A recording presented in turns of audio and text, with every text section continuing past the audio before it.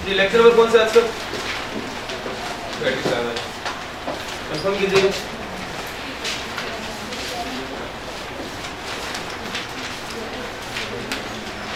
आज चैप्टर 6 के नोट्स में और एंड में देखिए एग्जांपल 4 लिखी होगी। नाम बताएं एग्जांपल 4 का क्या है? मिस्टर यासिर। बिल्कुल एंड में देखिएगा। एग्जांपल ऊपर करें प्लीज। सॉल्यूशन छुपा दें इसमें। सॉल्यूशन छुपा दें।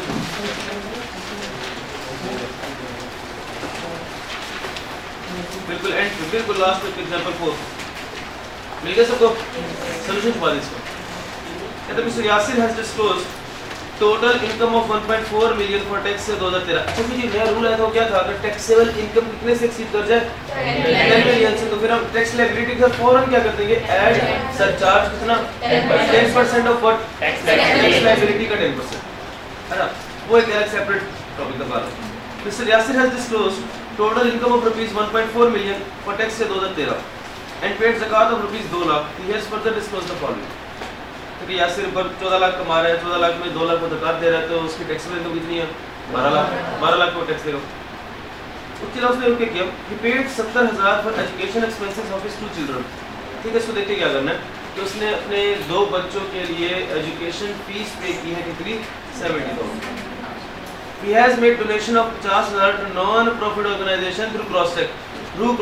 ठीक है, नॉन प्रॉफिट को 50,000 अंडर इस कौन सा सेक्शन 61 लेके साथ section 61 tax credit under section 61। He contributed rupees 70,000 in an approved pension fund tax credit under section 63। Calculate tax liability of for tax से 2013। बच्चों एक बात याद रखना, एक होता है डिडक्टेबल अलाउंस और एक होता है टैक्स क्रेडिट। दोनों में क्या फर्क है? अलाउंस माइनस होता है इनकम में से और टैक्स क्रेडिट माइनस होगा। आप एक बता दूं, ये जो पहला पॉइंट लिखा हुआ है कि उसने अपने बच्चों की फीस पे की है कितनी? 70,000। इस पर टैक्स क्रेडिट नहीं है। एजुकेशनल फीस पर टैक्स क्रेडिट नहीं है, बल्कि एजुकेशन फीस पर डिडक्टेबल अलाउंस है। एजुकेशन फीस पर क्या है? Deductible allowance. पहले 5 से लिख दो डिडक्टेबल अलाउंस, बाकी दो तो लिख दिया ना tax credit under section 61 section 63। Point 1 जो है वो है डिडक्टेबल अलाउंस है।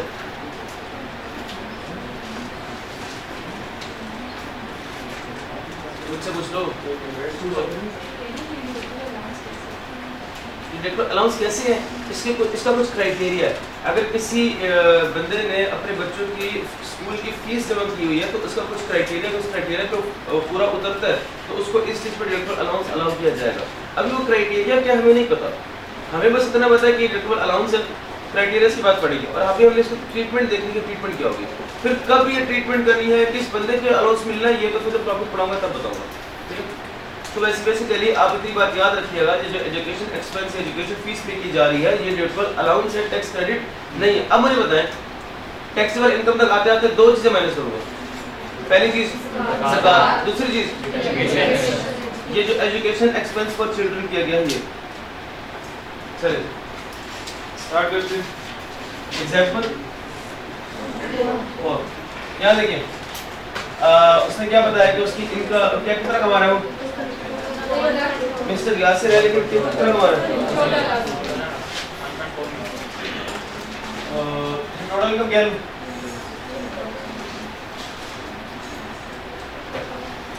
प्लीज बातें नहीं।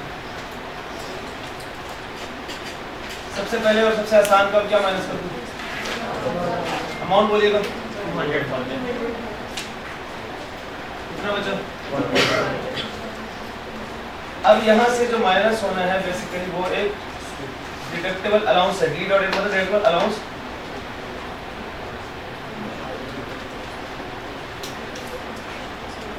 और एजुकेशनल एक्सपेंस ऑफ चिल्ड्रन।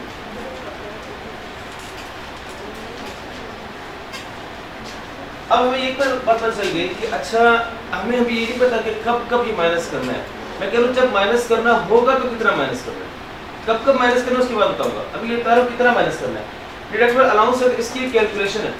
हमें ऑर्डिनेंस कहता है कि अगर एजुकेशन एक्सपेंस और डिडक्टेबल अलाउंस आपने माइनस करना है तो 3 किस्म की अमाउंट्स लेनी पड़ेगी और lower of lower of, again lower of करेंगे और 3 किस्म के डिफरेंट फिगर्स को कंपेयर करके जो लोअर वाली होगी उसको माइनस करेंगे। अब सुन ले पहले, सबसे पहले जो आप कंप्यूट करेंगे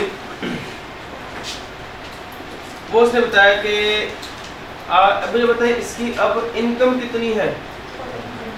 अब जब मैंने लेट सपोज इस तरह लिखा ना 20% of income 30% of taxable income बताओ, अब यहाँ पे पता चले आप आ जाए पीछे। अब देखिए आपके सामने लिखा होगा सेक्शन 60D जल्दी से सेक्शन 60D का नाम है deductible allowance for educational expenses. जहां पर सेक्शन 63 खत्म हुआ उसके बाद नजर आ गया deductible allowance for educational expenses section 60D। साफ से पढ़ते हैं, कहना every individual is entitled to a deductible allowance for tuition fee paid if the taxable income of individual is less than 1.5। Circle कर यही शर्त है, अगर टैक्सेबल इनकम किसी बंदे की 1.5 मिलियन से कम होगी तब जाकर उसमें बेनिफिट दिया जाएगा। जो गरीब होगा कम कमा रहा होगा तो उसको हम एक टैक्स वाले कह रहे हैं हम एक बेनिफिट दे रहे हैं। तो एक शर्त क्या है, taxable income less than 1.5 million. कहता है allowance will be lower of 3 figures को कंपेयर करके लोअर ऑफ लेंगे। सुन ले पहली फिगर, जो टोटल ट्यूशन फी पूरे साल की पे की गई थी उसका 5%। जो टोटल ट्यूशन फी पूरे साल की पे की गई थी उसका 5%। हमारे एग्जाम्पल 4 में कितनी पे की गई थी 70,000। तो यहाँ पे देखिए, अरे लेना तो लोअर ऑफ ही है। नंबर 1 5% किसका लूं, कितना आता है 3500। दूसरा वो क्या है कि इसको कंपेयर करना है, 25% of the persons taxable income for the year 25%। अब सवाल ये है क्या हमारे पास टैक्सेबल इनकम आने की एक किस्म से आने की टैक्सेबल इनकम कौन सी वाली 1.2 मिलियन 12 लाख वाली।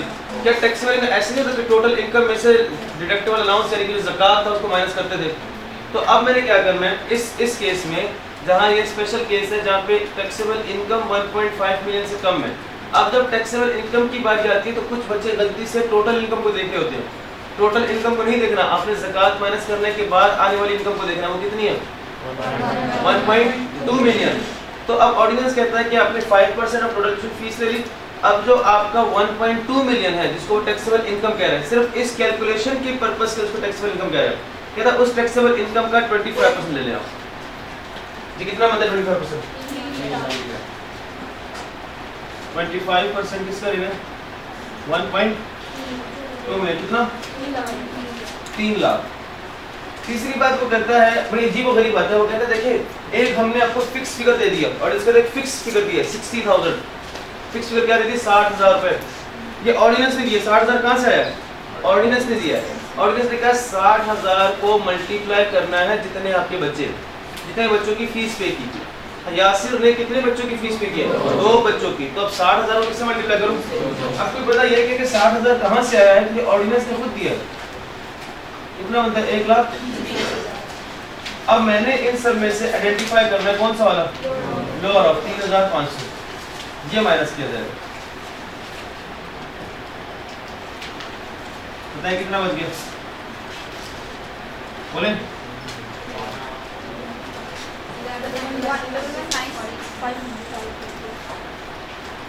1196500।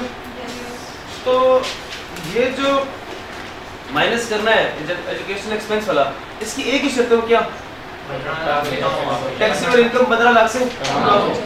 3 फिगर्स ले रही हूँ, पहली 5% of the total tuition fees पूरे साल की, दूसरा 25% ऑफ टैक्सेबल इनकम, तीसरा नंबर ऑफ चिल्ड्रन। 0.34 पढ़ लेते हैं। 0.3 कहता है allowance which is not able to be deducted shall not be carry forward to subsequent year. जैसे लॉस जो एडजस्ट नहीं होता था हम उसको कैरी फॉरवर्ड करते थे, इस तरह कह रहा है अगर कोई अलाउंस जो है वो माइनस पूरा का पूरा नहीं हो सका, यानी इनकम इतनी कम थी कि अलाउंस की अमाउंट ज़्यादा बन गई थी, कोई अलाउंस अनएडजस्टेड रह गया, क्या उसको अगले साल लेके जा सकते हैं, नहीं लेके जा सकते। तो 0.3 सर लिख दें no carry forward, no carry forward, अगले साल नहीं ले जा सकते। जो है इसी साल है।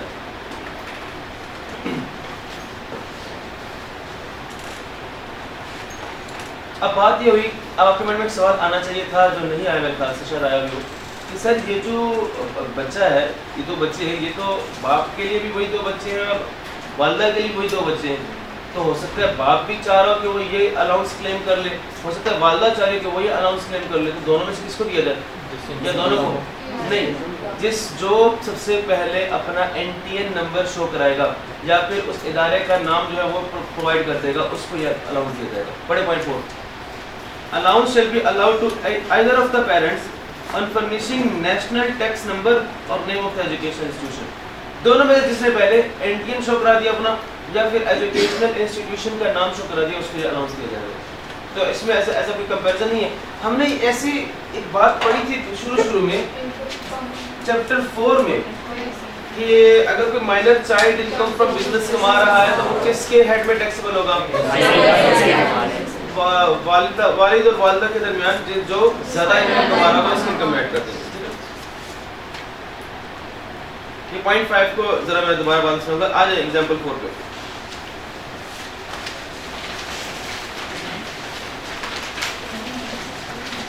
जी अब वो 1196,500 इसमें से दो चीजें और मैंने सुनी है,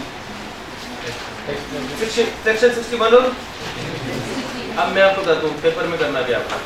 अब पेपर में तो 20 नंबर का न्यूमेरिकल होगा, तो जो आपका ये मेन पेज है इसमें वैसे ऑलरेडी जगह कम पड़ रही होगी। अब आपने यहाँ आके कर देना है लेस टैक्स क्रेडिट आइडेंटिफाई करेंगे सर पहले टैक्स आइडेंटिफाई सॉरी जितना ये टैक्स लायबिलिटी कितनी बनती है इसकी?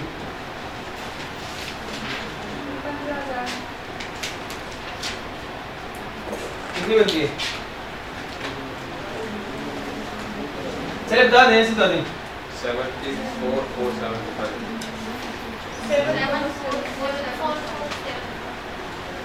475 जी हाँ ठीक है जो भी बनती है 74,475 जो भी अपने कहा 12। अब देखिए हमने जगह को देखते हुए या फ्रंट पेज की प्रेजेंटेशन, प्लीज प्रेजेंटेशन को देखते हुए हमने एक काम करना है, यहाँ आके अब बजाय इसके कि मैं इसी तरह वर्किंग करूँ, इससे बेहतर है मैं यहाँ लिख देता हूँ less tax credit under section 61, less tax credit under section 63 और साथ में मैं वर्किंग का रेफरेंस दे दूंगा, वर्किंग 1 वर्किंग 2। बेहतर है कि इसको भी वर्किंग में कर लें ताकि आपकी प्रेजेंटेशन अच्छी रहे। आपने फ्रंट पेज पे उसको जो कैलकुलेटेड आंसर्स आपके होंगे वो आपने लिख के देनी है, इसकी आसानी के लिए बेटर प्रेजेंटेशन भी करनी है आपने। तो अगर आप फ्रंट पे ही वर्किंग करने लग जाएंगे, lower of higher of working करेंगे तो एक बड़ा मेस बन जाएगा। तो जिस तरह मैं अगेन वर्किंग का रेफरेंस देखिए फ्रंट पेज पे नहीं कर रहा, तो क्या हम आगे आगे की वर्किंग करेंगे? ऐसे अगर आपसे खुद कार्य कर सकते हैं, नहीं कर सकते। Working 1 tax credit under section 61 का नाम क्या बच्चों? Charitable donation. उसका फार्मूला क्या था? A over B into C। इस फार्मूले में A क्या हमारे पास? 74,475। B क्या? 1196,500। C is lower of जी किस का लोअर लेंगे? एक्चुअल कितना पे किया? 5000। और बी क्या लें? Charitable donation. इंडिविजुअल है, एओपीआई कंपनी है? इंडिविजुअल है। एसोसिएट है, नॉन एसोसिएट है? तो फिर अब टैक्सेबल इनकम कौन सी है? क्या 1196,500 है या 1.2 मिलियन है? सोच लो।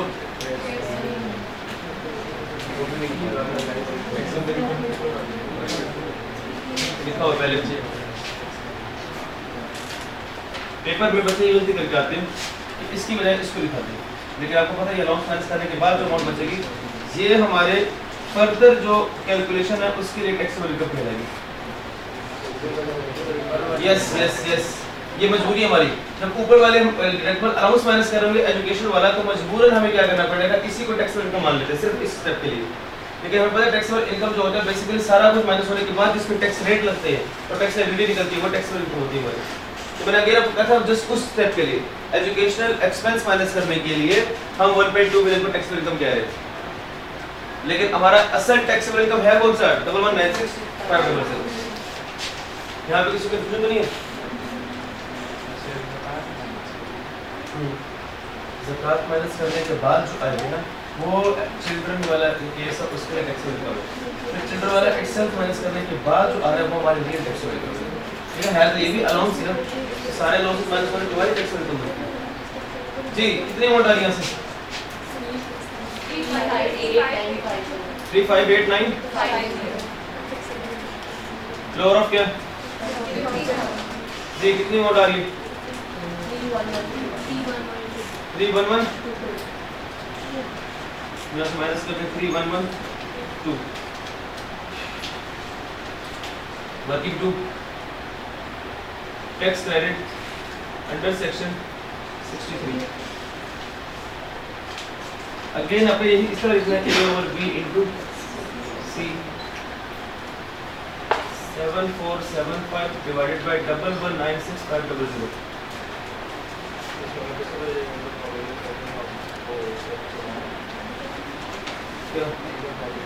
अगर नहीं बताया तो अज्यूम करेंगे। देखें वो कह रहा है हमें कैसे पता चलेगा सर सेक्शन 63 के लिए कहा गया था जब सैलरी पे कमा रहा होगा या बिजनेस पे कमा रहा होगा। अगर कुछ नहीं बताया